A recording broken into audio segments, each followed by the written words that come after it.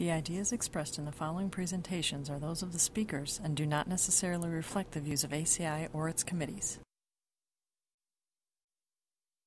ACI web sessions are recorded at ACI conventions or other concrete industry events and will be made available for viewing free of charge for 1 week.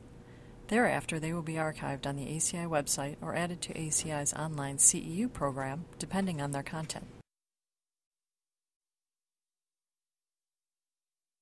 You can earn continuing education credits through ACI's Online CEU Program. Visit www.concrete.org to register. ACI conventions provide an opportunity for networking and for keeping up to date with the latest in concrete technology and practices.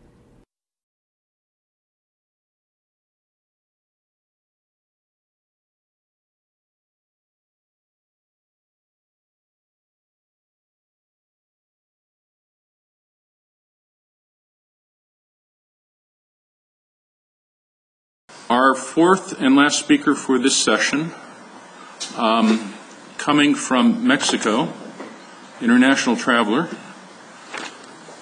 Alma Reyes, experiences on the use of Component G in Mexico. She's Director of New Business Development for Euclid Chemical Company in Mexico.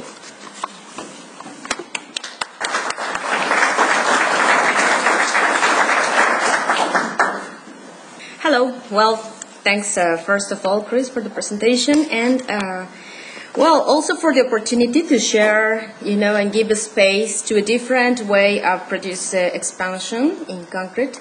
This is through Component G. I mean, we would love to have, this huge experience that we have gotten with the Component K, but we have to start at some point. So I'm going to talk about a little introduction about what is Component G, about how we get expansion through this material, and also then two examples of projects that have been done in Mexico. And the first one would be related to an industrial floor. This is like a durable solution for shrinkage-compensated concrete, as we have listened in other presentations. And then we're going to talk also an elevated deck highway, which would be more similar to what we just listened from Ed's presentation. So there's a variety of type of concretes in that project. So the Component G, the expansion mechanism, is related to the platelets of hydroxide, calcium hydroxide, that's Portlandite. And so we know there's other mechanisms that is linked to etrangite formation. This comes from expansive cements K, M, and S, or the component type K. And also we have then the Component G. In Mexico, as I'm going to be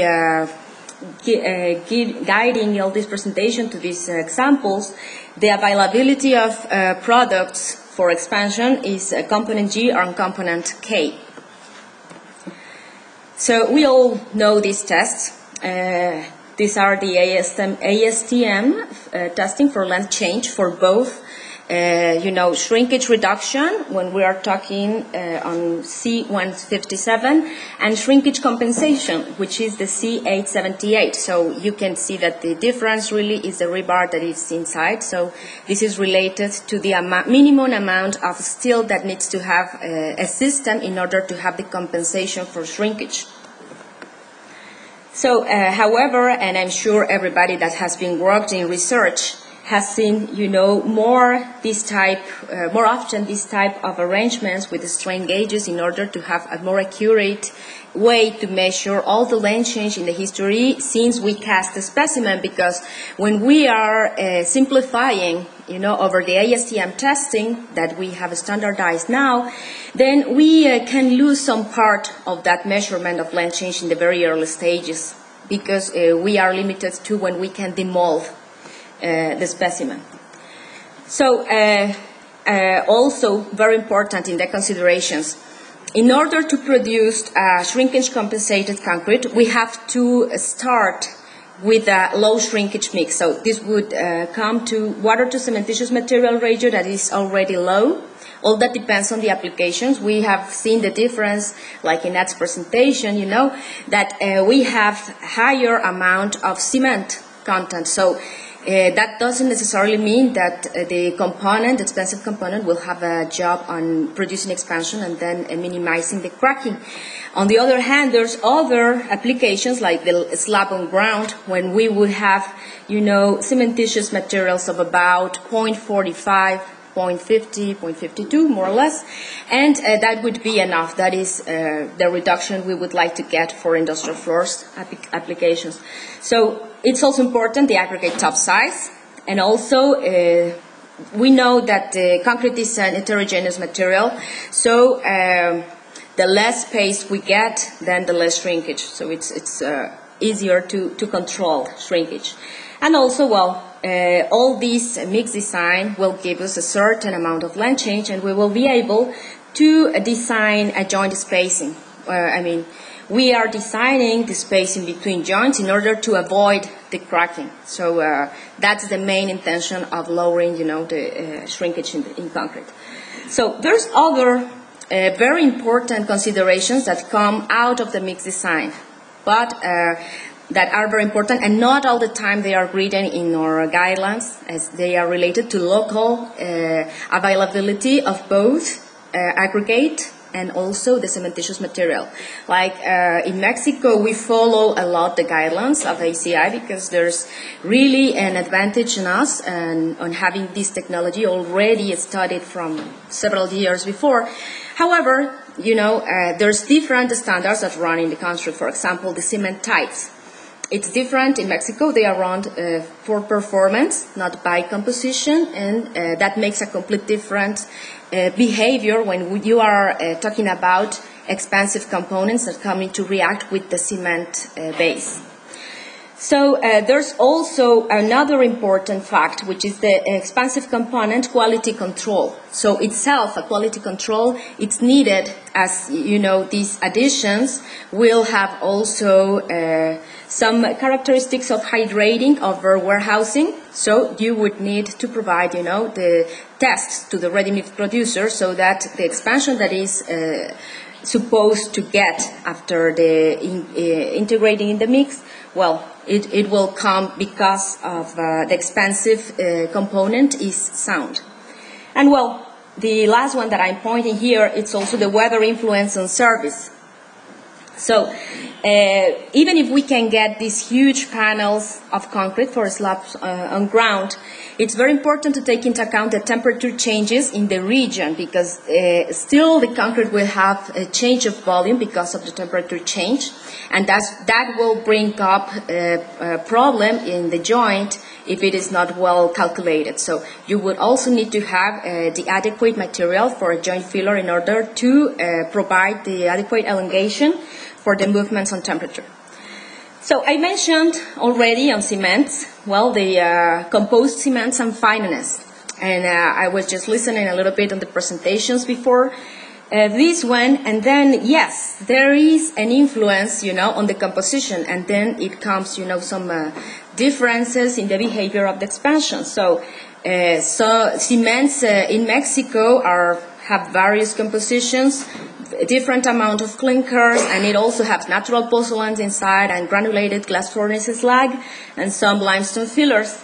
So their fineness are different one to the others, on the different types, and that will bring a different situation per the content of the expansion agent.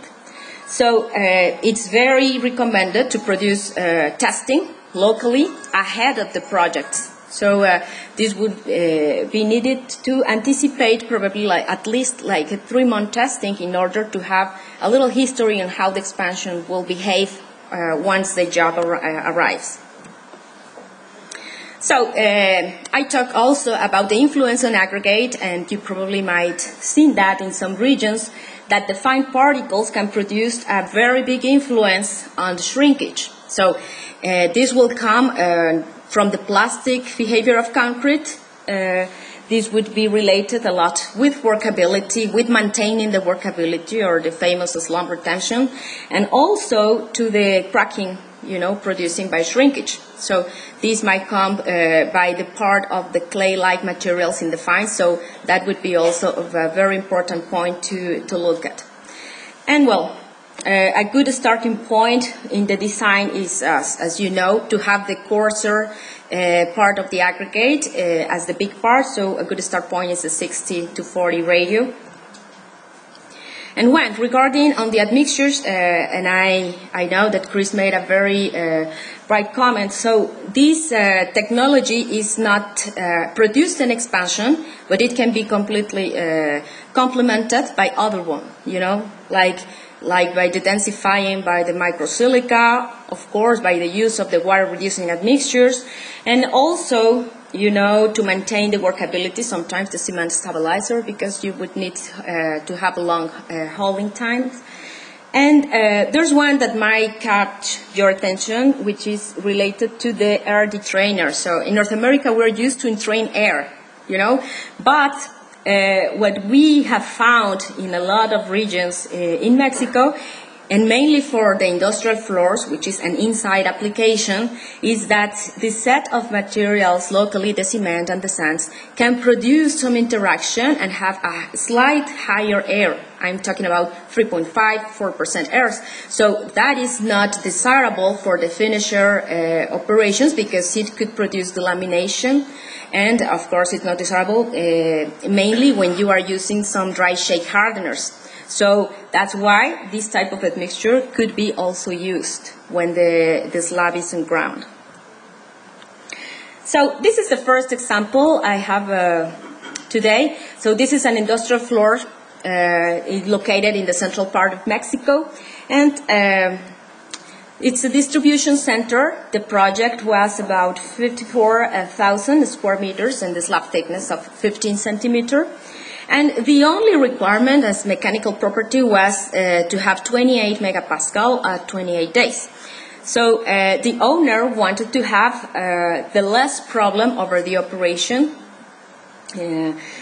Normally, these technologies are not, you know, the very first option because they are more expensive than the regular industrial floor everyday technology, but it was at reach, you know, jointless floor with 1,045 to 1,400 square meter. So that would be more or less in between 30 to 40 meter side length. So instead of having various control joints in between in order to avoid the irregular pattern system, then we would have more a work towards the construction joints, and that would be a spanning between 30 to 40 meters. So this would be the type. It's very long, but that would be the desirable type of cement to produce the less shrinkage possible. So this cement, all these means like sulfate resistant and then low alkali content and low heat of hydration. So this is like a type 2, type 5 cement chemistry. And that would be the desirable, but it is not available in all the regions or for all the projects. It's mainly for infrastructure and very specific uses. The rest of the country uses compost or with natural pozzolan or with slag. And then, well, the maximum aggregate as for this floor was 38 millimeter. It was used less than 180 liter per cubic meter of water, and the slump was about 12 centimeter. So their content was controlled, and then also there was quality control, you know, for the expansive component G to provide 700 micrometers at 24 hours. So this is besides the specifications of the project. This is just to provide an assurance that the component G has not hydrated over warehousing or other means. And well, the finishing operations, as has been mentioned before, are very similar to conventional industrial floors. So this is the SSD mix design per cubic meter. So around 310 kilograms per cubic meter, and then using, you know, like the 38-40 millimeter top size aggregate.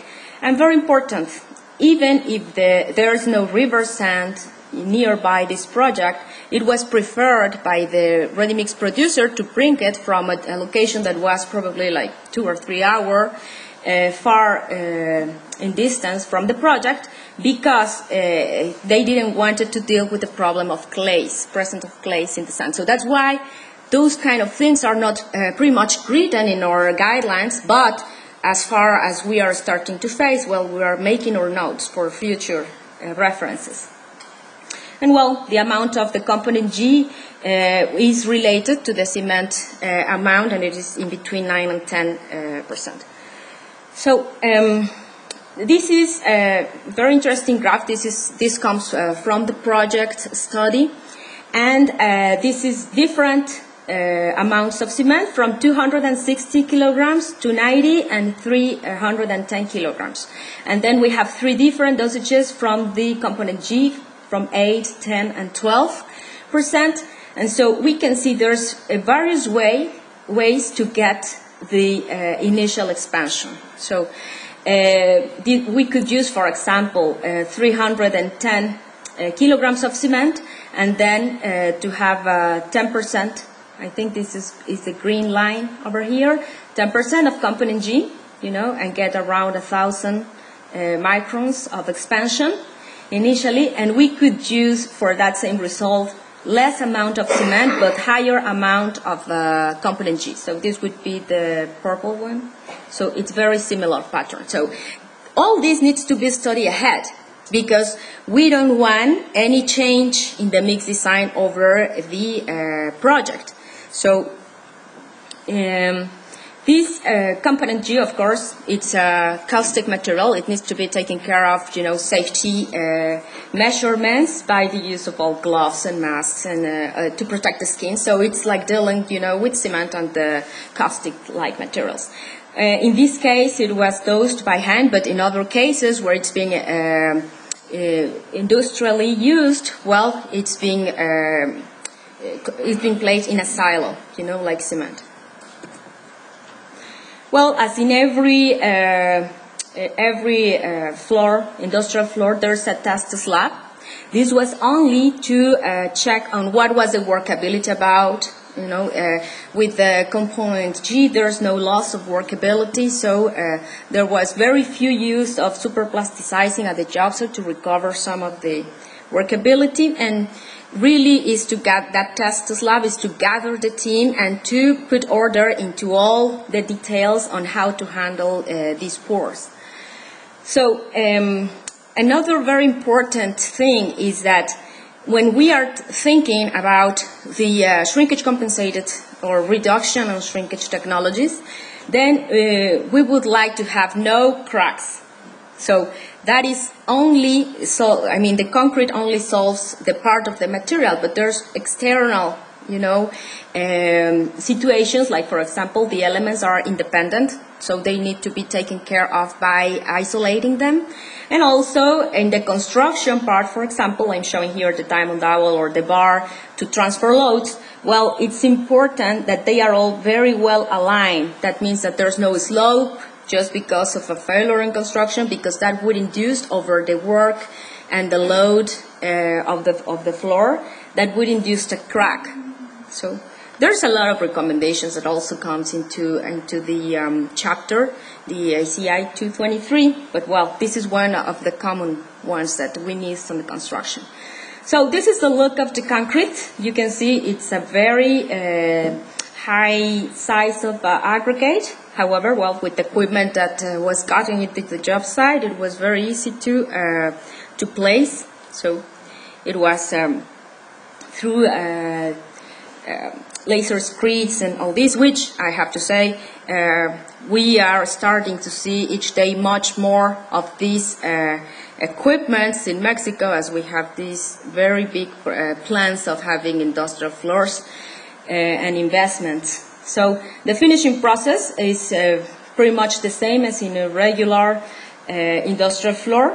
It's worth mentioning this is not, nothing else was applied to the surface. There's no dry shake hardeners, and there was only placed a protective silicate-based compound, but that was after the water cured. And then we also come to the importance of the continuous water curing.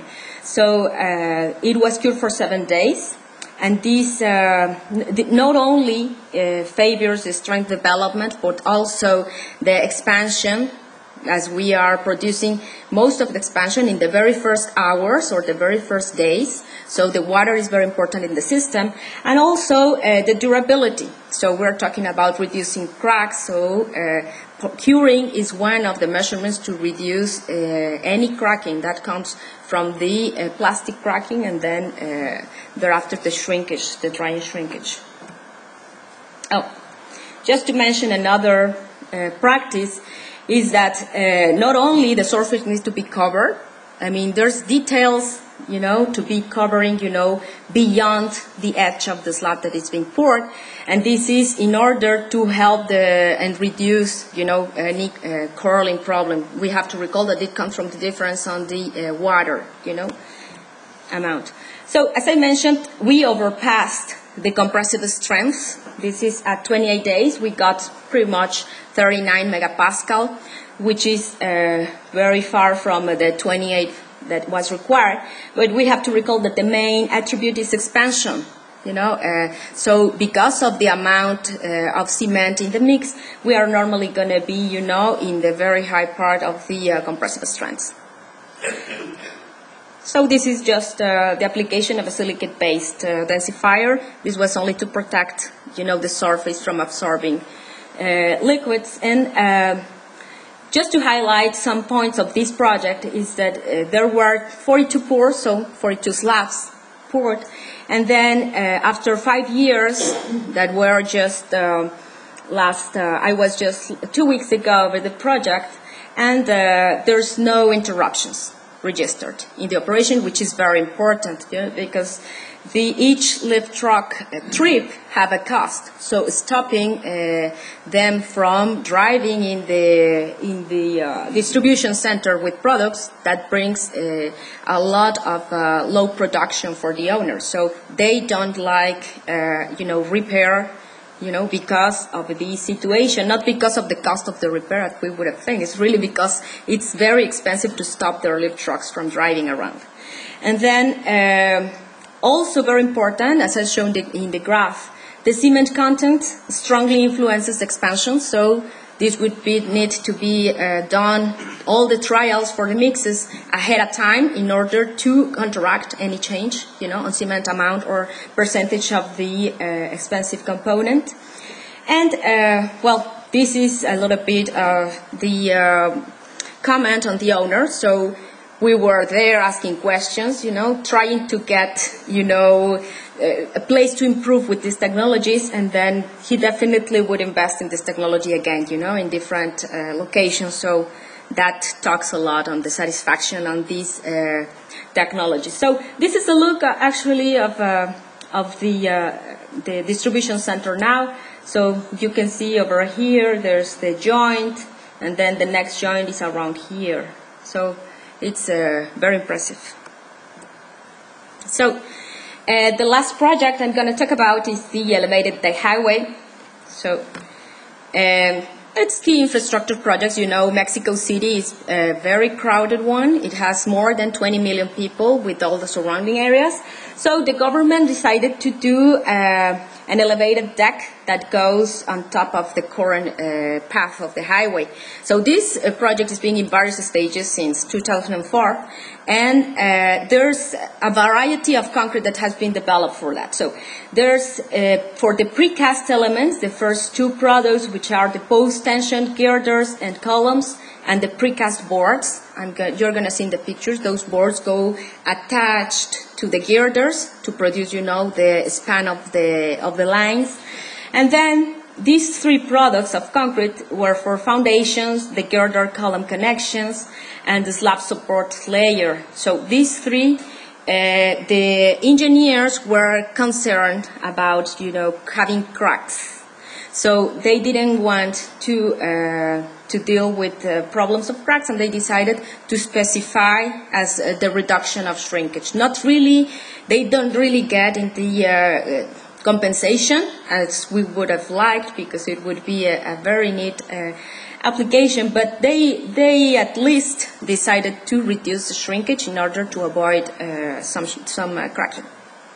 So this is some of the challenges that came up, not only on the shrinkage, but on the workability. So it brought out in Mexico since 2004 the use of polycarboxylate for various products, and so all the industry was looking on polycarboxylate mixtures that improved the rheology, because the pores of these girders and the columns are huge, so there's no acceptance, of course, of cold joints, for example, which might be a part of the rheology problem of concretes, and also the slump or the slump flow retention because of holding times, or the set time and compressive strength impact. And there, well, we are also talking on the danger of having cold joints if the pores were not completely uniform. So, just to have an idea on the requirements for the precast elements, the girders and columns, these precast, they don't have the reduction of shrinkage, but just to give you an idea, they require 60 megapascal at 28 days, and then at 24 hours, the precast requirement was to get the 80% of that, you know. So this is because of the speed of the industry, you know, so they needed to produce as fast as possible their pieces of precast elements. So this was from the engineer, the government, and this is from the precaster. You know? And then the slump flow was about 700 to 740 millimeters, and it was a pumpable mix. So this is just to see a little bit, you know, these are the columns. And well, this is the type of trucks that are used to move them around. And well, that's been in the scale, you can see the size. So that's why it became very important, the polycarboxylate in Mexico. So these are the boards that I was talking about. They get attached like in a cantilever into the girders, you know. And well, this is the arrangement also. So there's all type, you know, of different pieces being casted there. So this is the mix design for the connections and the foundations, and as you can see, the 600 kilogram of cement is much higher than we are used to see in the slab and ground. So this is because this mix design was required to have, you know, a higher strength, you know, to be compatible with the rest of the system, girder and column, and still, you know, there's the coarse aggregate is shorter, I mean, on size, and again, we're using river sand. So this is not available in Mexico City, and it also comes from a nearby location. But this is to avoid, you know, let's say deleterious material, you know, effects in the concrete. So. And the amount of component G is much lower because they were not looking to the compensation, they were just looking to have some reduction. So this is the amount of steel, so it definitely overpasses the temperature amount of steel that we do have in our ACI 223. So, and well, this is only a graph on how the quality control of the expansive component is delivered. You know, this is at 24 hours, and then we will have around 600, you know, microns of expansion just to deliver component G, which is very important in order to have a safe part of the behavior of concrete. So on the support layer, I have to say the engineers in Mexico decided to have a worse surface of asphalt, but still, you know, there's some concrete to be put over here to be supporting that asphalt. And as you can see, there's a lot of rebar over there, and also it's a very irregular base. So there's a lot of restriction, and they also wanted to have shrinkage reduction. So the compressive strength was 40 megapascal at 14 days, and the slump was around 140 millimeter. So this is kind of the mix design. We can see it's 400 kilograms per cubic meter. This is a view of how the reinforced look like over that girders and the boards. And well, this is the pour. Of course, the concrete was slightly more fluid from what they requested, and they were starting to know more the material, so they were allowing, because this is all done by superplasticizing admixtures. So sometimes when there is no complete understanding on how the admixtures work, well, there's some type of limitations to use admixtures, but little by little we're getting, into more technologies. So, and this is after the pour, and in the tours that we have done over these pours, there's pretty much no crack. So it's very, very similar to what Ed's presentation was before. Very important. Well, this is one of the stages, the final look. It's now working and open. Well, there's various to come still. And well, we can definitely say that one of the main things over using not only the reduction of shrinkage, but also fluid concrete or semi-SEC concrete is that the engineers for infrastructure in Mexico have started to recognize the need of specialty concrete because of the challenges of civil engineering. And well, all the team, the contractors, the concrete ready mix, precast, the admixture companies, they have given a very important step, all of them, towards concrete technology application. And there are stricter requirements to come. So we have a lot of challenges still. And well, I'd just like to thank, this is the ACI and also the local chapters because, well, they are always supporting that we share all these experiences. And well, I'm glad to answer any question if you have.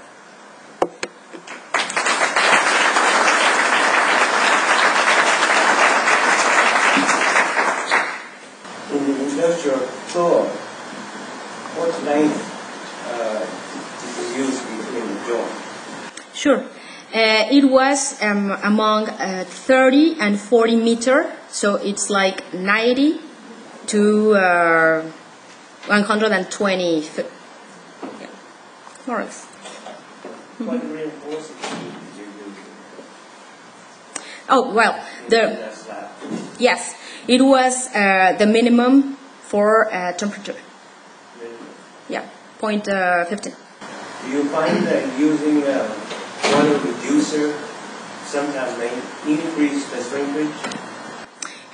No, not in. Well, in this case, the comparison directly with no water reducer, and with water reducer was not done because the base concrete mix already contained a water reducing admixture. So we don't have that information, but we are assuming there might be a little change. Thank you. You have a question on the question? Sure. Alma, the size of the every floor slab was 2750 by 38 meters. That's 125. Okay. And the F numbers we get there was 50. Yeah. Thanks, Genaro. Well, thank you very much.